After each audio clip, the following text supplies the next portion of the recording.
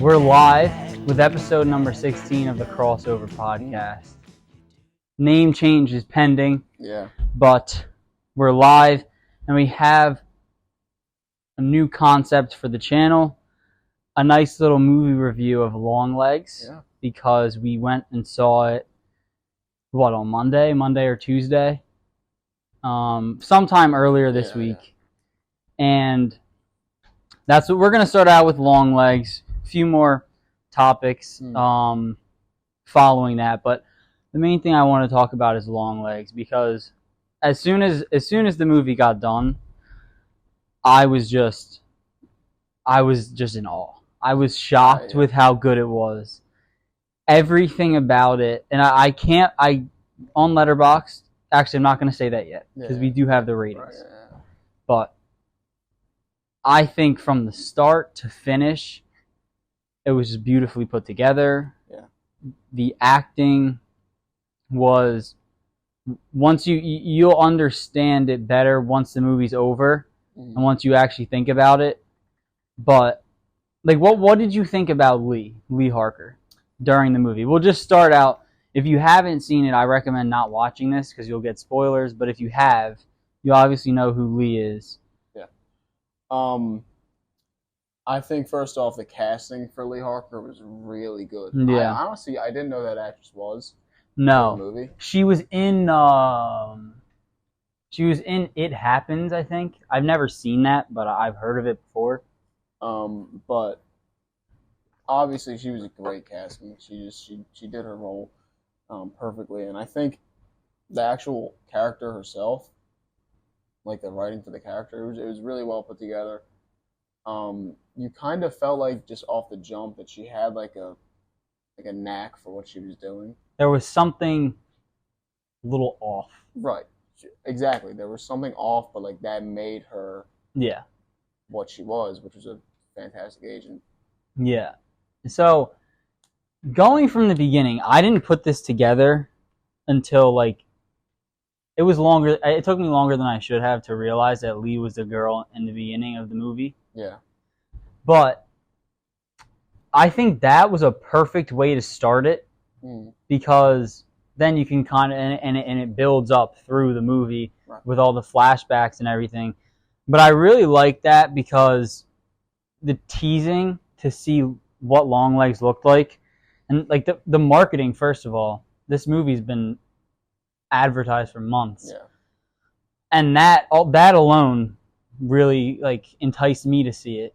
But also, you didn't see what Longlegs looked like in any of the trailers. No. Right? No. So to see him in the beginning of the movie, I thought it was actually kind of good, because you realize he's not that scary.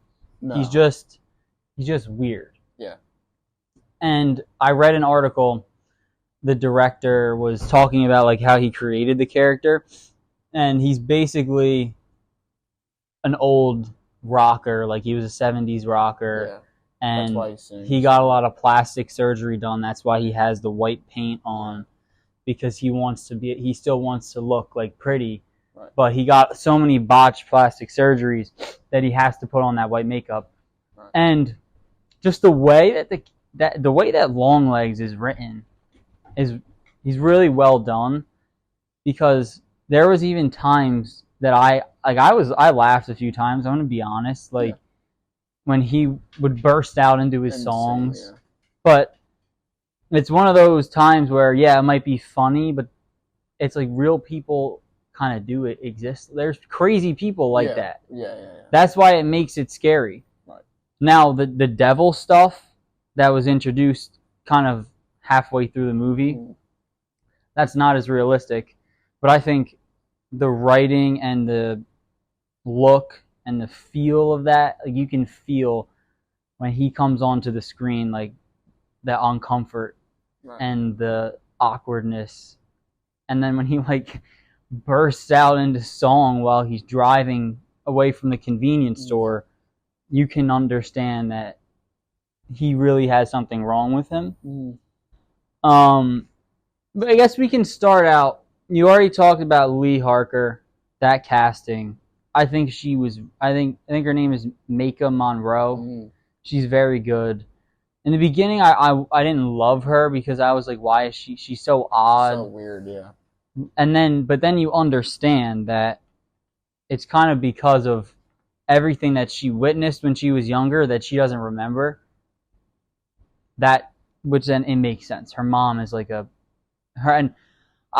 mom, another great character. Yeah. I don't know who that actress is. I don't think I've ever seen her before. She did a great job. The guy who played the agent, fantastic. Yeah. And obviously Nicolas Cage, we already talked about. He was really, really well done. Right. So I guess we just move on to the plot because there's a lot. Yeah, I kind of wanted to touch on the religious horror aspect of it because I don't know. I told you about this, but obviously the people watching don't know. I guess it would be my least favorite, but like it's really my favorite because it scares me the most. Is religious horror. It just, for some reason, it scares me so much more than everything else because for people like us and a lot of our friends who aren't super religious, that movie comes off as a little unrealistic and things along those lines. Weird. Right. But a little bit too weird for some people. I think people that are very religious and, they actually know about the Bible and the writings of the devil and things along those lines, they did a very good job of incorporating sacrilegious stuff into the movie without making it like it wasn't like possession. It wasn't in your face. Right, exactly. Until you realized. Writings, and there was stuff from like satanic beliefs that made it a little more realistic to us than maybe it would have been if it was just like possession from the devil and if you saw the devil and you know what I mean, all that stuff. Religious horror happens to be my least favorite genre of horror, but funny enough, this, Hereditary, and Seven are three of my favorite horror movies. Right. And I think because of the way that it's done, especially with this and Hereditary, is like you don't know from the beginning that Longlegs is being controlled by Satan, but you kind of do know that in Hereditary. But the way they do it, it's not like The Conjuring, like you said. It's not possession, or it's not like ghosts or people or a possessed doll. It's stuff that is just like... It's unsettling, it's unnerving. It makes you feel uncomfortable. Right. And that type of movie is what I like best because it's not necessarily going to be the scariest thing ever. I would say Us and Get Out are very similar. They fall under the same blanket. They're not religious horror movies, but they fall under the same blanket in that, especially Get Out, it's very, very unsettling. Yeah. You see this black man basically go to a slave auction, right, and then he sees the guy, Lakeith, whatever his name is, and he's basically possessed, and he takes the picture like that. That's an iconic scene in all of the movies that I've ever seen. That's probably one of the most iconic. Right. And I like movies in that genre, in that vein, or whatever. But even the first time that we see Lee Harker on the job is when she got the hunch. Yeah. To go in. She sees her partner get shot in the face. Yeah. And then she's chasing him through the house, and I'm sitting there. Why are you running through the house following him? Yeah. Like, what are you doing? Right. But then once you connect the dots later in the movie that she walked out of her house to see who was in the car and encountered Longlegs, right, you can tell that there's something wrong with her. She's a little off.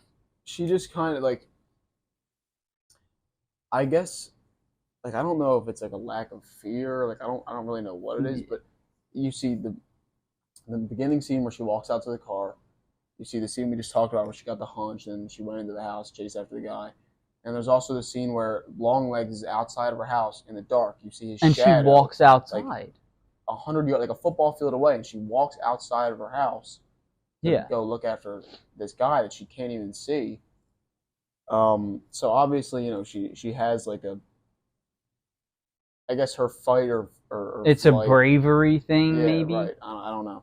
And not only that, but they're in the interrogation room when she was with Longlegs, and he smashed his face off of the thing. Most people that you would see, or most people in a movie would maybe rush out, ask for help, turn their head, but she watched him smash his face off of the thing and turn into a bloody pulp. Yeah.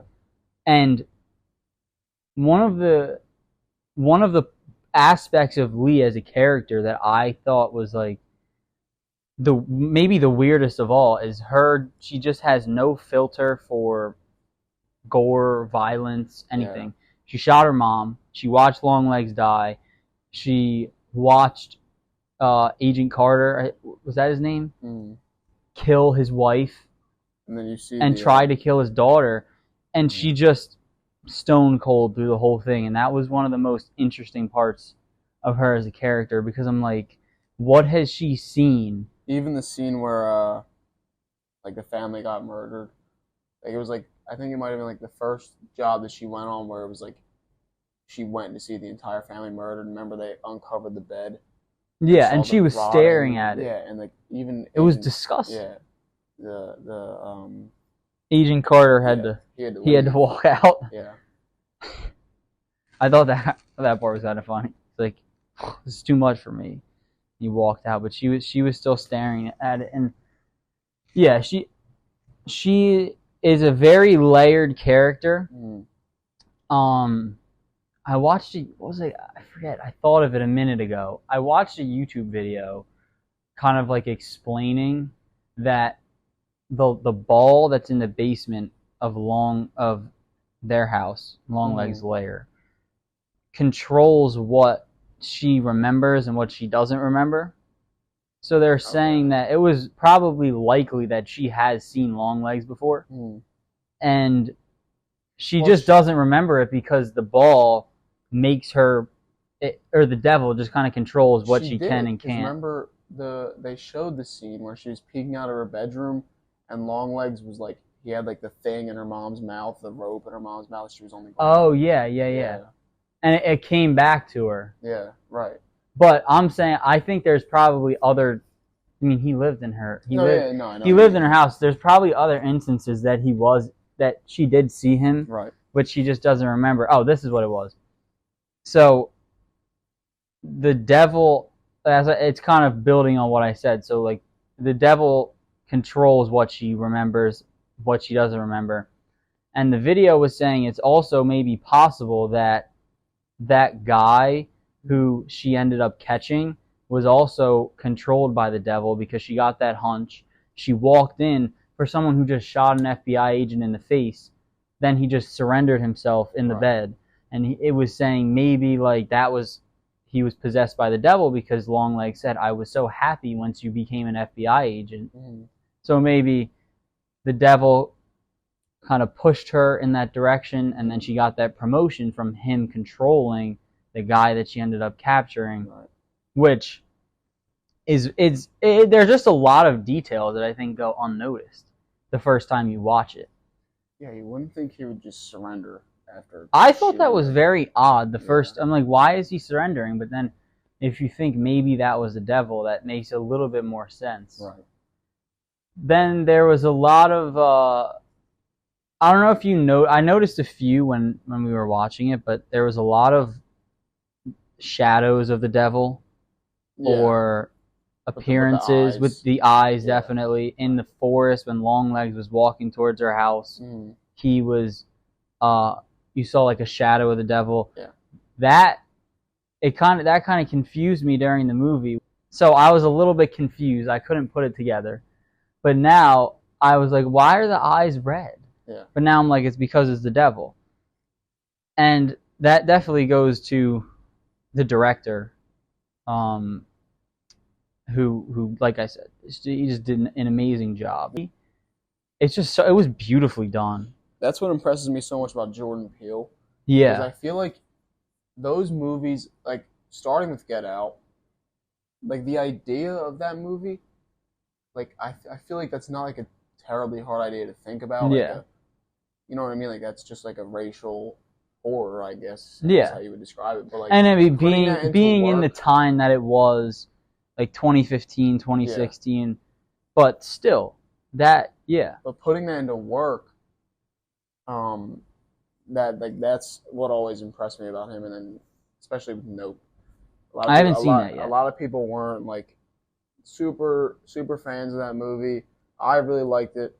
I think the amount of layers the movie has, and just what he was able to do with his idea of what he wanted the movie to be. Yeah. Just, you know what I mean? I really like him as a director, and I'm excited for all of his future work. I haven't seen Nope yet. I need to add it to my list. But yeah, I think Jordan Peele is definitely one of those directors whose stuff you can always kind of marvel at. Right. So Osgood Perkins is a guy who directed Longlegs, and I was like looking back at his old stuff. He did Hansel and Gretel a few years ago, but he's been directing for a long time. He made Legally Blonde in 2001. Really? Yeah, which you look at Legally Blonde and Longlegs, right. It's a very stark contrast. But yeah. I was confused because I've never seen him. I've never heard of him before. But like I said, I was blown away by the entire movie. Right. He just put the way he orchestrated everything. Another detail, or not really a detail, but another aspect of the movie is the setting. Yeah. And the fact that it was the winter during most of the movie, and the snow, it creates this kind of feeling. It's very eerie. There's no leaves on the trees. Yeah. It just is my favorite kind of movie when the director is able to evoke an emotion. Like I can feel, I said this earlier, but when I feel genuinely unsettled, right, and I'm on the edge of my seat, like what's gonna happen next. And it's definitely, is it the scariest movie of the last 10 years like people are saying? Absolutely not. No. But it's more than just a horror movie to me. Right, it's not. I feel like when people say scary, they often think about like jump scares or a scary looking character. Exactly, and that's not like you're not getting that with Longlegs. You're getting a movie that it's very unsettling. It's like a lot of the other, that's how a lot of really highly rated horror movies are. Yeah, now. Like it's so hard now to make a horror movie. Like all the recent like Halloween movies with Michael Myers and all that, which are supposed to be like jump scary movies, they're just not good. They're not scary. Yeah, I feel like people are starting to move away from that stuff and into the unsettling category. Because I was thinking when we were watching the previews, Cuckoo was one of them, which I want to see that when it comes out. But I was thinking like this seems like a somewhat unique idea.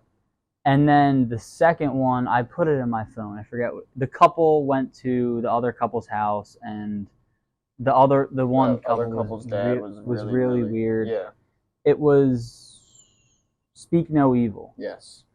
And I'm like, this looks like a good movie, but this has been done before. Like, I'm gonna see that movie, and it looks good, but it's like something that's been done before, and then I get done with Longlegs, and I'm like, this is something I've never seen. Yeah. And it's just like in the horror genre, there's only so much you can do. There's only so many scary characters or jump scares, like you said, that you can come up with. So I think innovating like Longlegs and Jordan Peele, even The Shining, which I watched over quarantine. I read the book, then I watched the movie, and that was 45 years old, but that is in the same kind of category. It's just unsettling because you can tell this guy is slowly going crazy and then trying to kill his family, and there's a few jump scares, like the Here's Johnny scene. that's not that scary. Right. It's not like a jump That's scare. not a scary scene in that he's trying to kill his wife, but then you see the horror on his wife's face. Right. And like how frantic they are, and they have no idea what's going on. Things are changing at the hotel.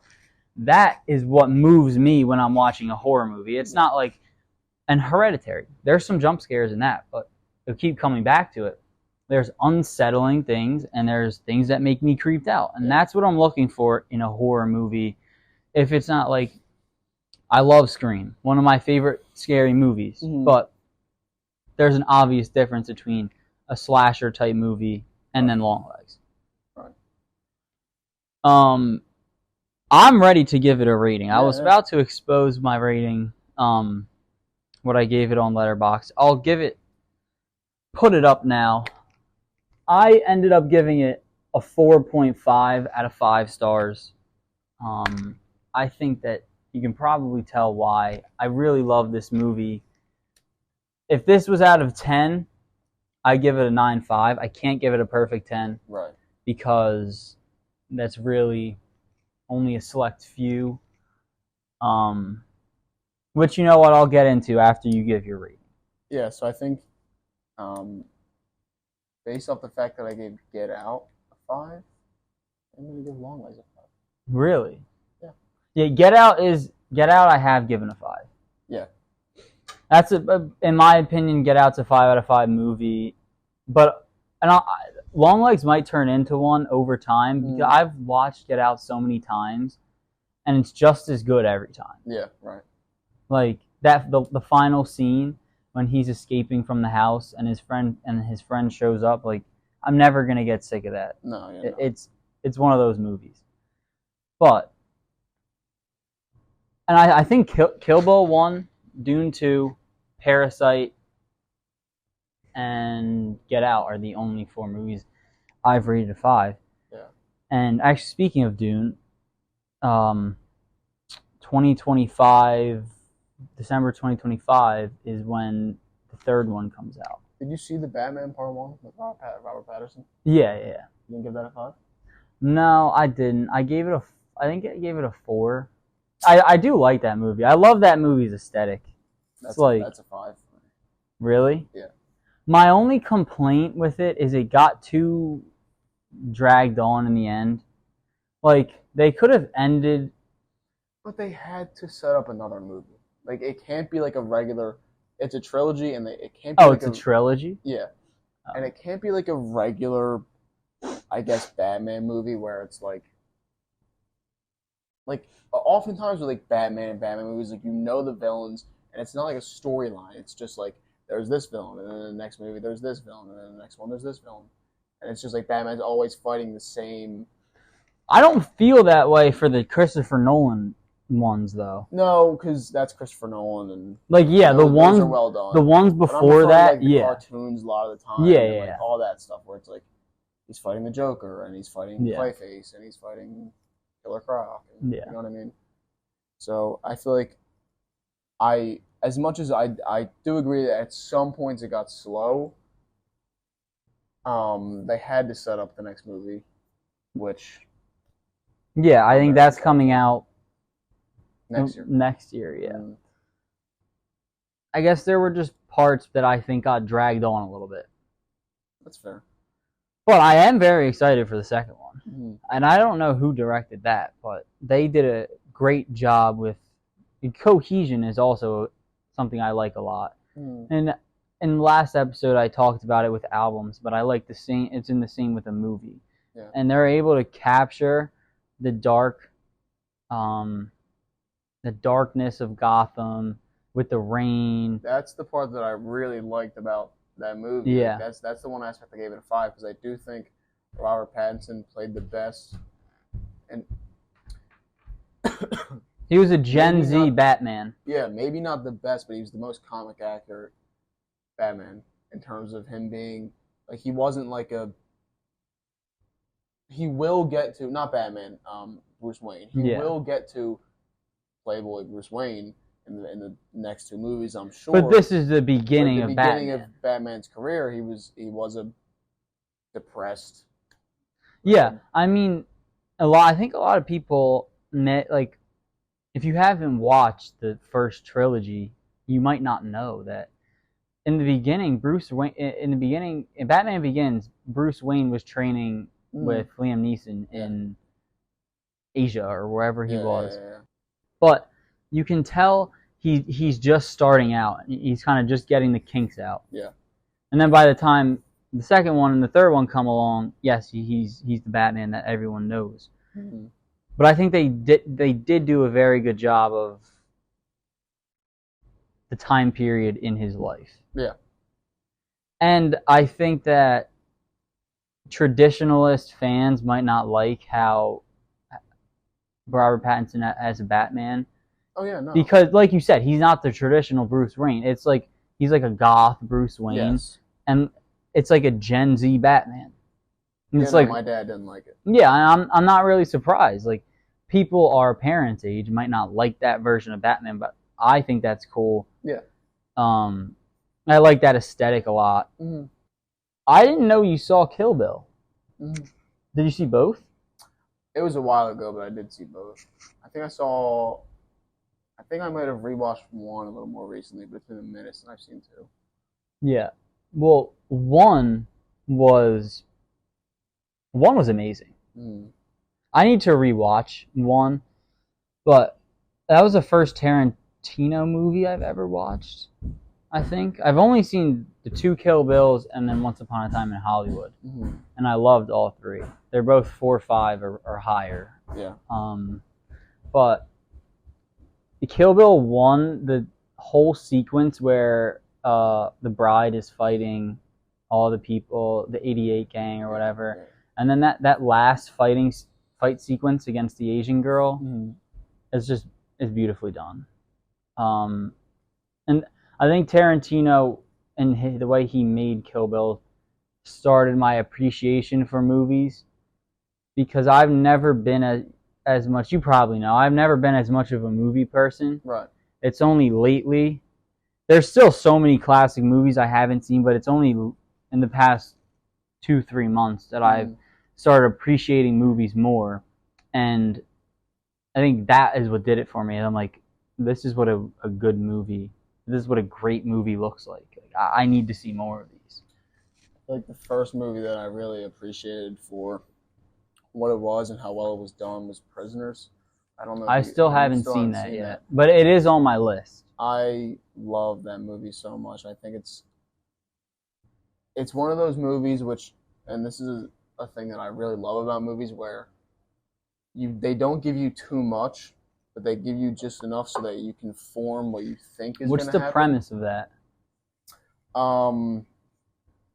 So without giving too much, there's two families, and the daughters of the 2 families go out and they get lost, and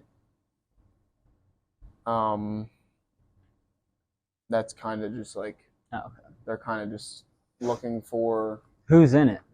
Hugh Jackman, Jake Gyllenhaal. Okay. And Jake Gyllenhaal's the cop. Wait, is this? No, Nightcrawler is what I was thinking of. Yes, that's another Jake Gyllenhaal movie. I haven't seen that yet. I also love Nightcrawler. That's really good too. I think I gave both of them a 5 actually. It's Denis Villeneuve. I need to see it. Which one? Prisoners, the guy who made Dune. Yeah. I'm so excited for Dune 3. Yeah, it's gonna be a good movie. Just added Nightcrawler to my list. Oh, another movie that came out recently I want to see is, I saw the TV Glow. I don't know if you've seen anything about it. I have. But didn't we want to see it? I don't think it's in or it's not in theaters anymore. Were you not there at Caden's when we were considering watching it? I might not have been. What did we watch? We watched... Oh, no, I was like at his house? Yeah. No, I wasn't there. We watched... Maybe I wasn't home. We watched The New Prisoners. Not The New Prisoners. The New Strangers, right? The New Strangers. Yeah. And after that, we were debating putting a movie on, and we watched. I saw the TV Glow's trailer. What's it on? It looks really good. I think Amazon Prime. Oh. It was just in theaters. That's why I didn't know if it was on streaming. But yet. it's like, I feel like those movies that are like the A24 movies, I feel like they get put on streaming platforms really quick. Yeah. I also think that's not a movie that everyone would like. I saw TV Glow. Yeah, it's if like some of our friends didn't like Longlegs, and I think it's like, I'm not trying to sound like snobby, like you can't appreciate real movies. No, I know what you're gonna say. Yeah. But like, it's if do you appreciate how layered Longlegs is, or do you appreciate like the different shots or how they incorporate different things, or do you like Top Gun? Right. Like that, there's no problem with that. Right. Like I like Mission Impossible movies. I like James Bond movies, but I would much rather watch a movie that makes me think. Right. It's like I would rather what I consume be something that resonates with me. And this is in music too, and we kind of talked about this with like a Drake versus Kendrick, is I want to be able to think about it and wonder and be curious and then like read and watch videos to understand it. Like that's what I like. I think that it's very fulfilling. Yeah. And it seems like I saw the TV Glow is like a little bit of it's like a low budget movie. I know that. It seems like it's a hit or miss for some people. Yeah. I think we would probably like it, but like I said, if you can't, A24 has produced a ton of movies recently. Yeah. I texted Luke when we were watching the previews. Neon, the company that made Longlegs and Parasite, also made Cuckoo and what was it? It was that love story. Remember where the girl got married to the Russian guy? They like fell in love instantly. I think it was called Honora. And then she figured out that he was in the mob. Yeah. Yeah. Yes. That movie looks really good too. And Neon, the first time I heard of them is when I watched Parasite, but they're a relatively new company. I think they put the first movie out in 2017. But they have a lot of movies coming out soon that I really want to see. Yeah. Which that excites me. So kind of moving on to our second topic, second and probably last. Yeah, that one. Yeah. This is the 1 year anniversary of Utopia, and there are some albums where I'm always gonna remember the time and place where I first listened to it, and last year on this day, I was listening to Utopia in my room. Stayed up till 12, obviously. And it was a very fun first listen for me. I remember it was going down in Don's day whether or not it was a good album. People were saying, oh, this is trash. I've only heard one good song. And through the first 8 songs, like, how have you only heard one good song? I think I hated on it a little bit. I think you might have. I think you might have. I think I did, but I also think part of that was just because For All the Dogs was coming out soon, and I was like, I can't have like another album. This is trash. I can't even have another album be like close to For All the Dogs. When it releases, like, but no, obviously I don't believe what I was. I'm pretty sure I remember texting you about Utopia, and you're like, "This is trash." Like my eyes, you're like, "Trash." I'm like, how? I still. He should have got Frank Ocean to do the first part. Yeah, I stand by that. I am not a huge fan of My Eyes. I'm really not. I think that it's just so like you can't listen to the beginning of that song.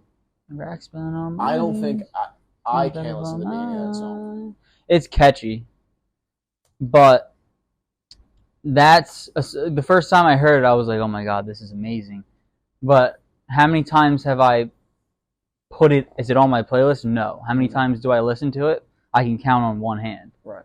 But it's still a good song. one of the most exciting parts about listening to Euphoria. What am I saying? God, Kendrick's always on my mind.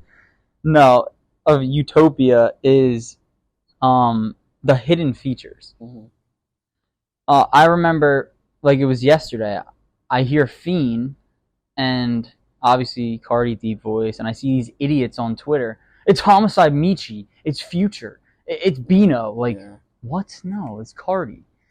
There were people rap posted, the picture of Jordan, Pippen, and Rodman, where they're like all together. It was Travis Scott, Future, and Playboy Cardi on Fiend.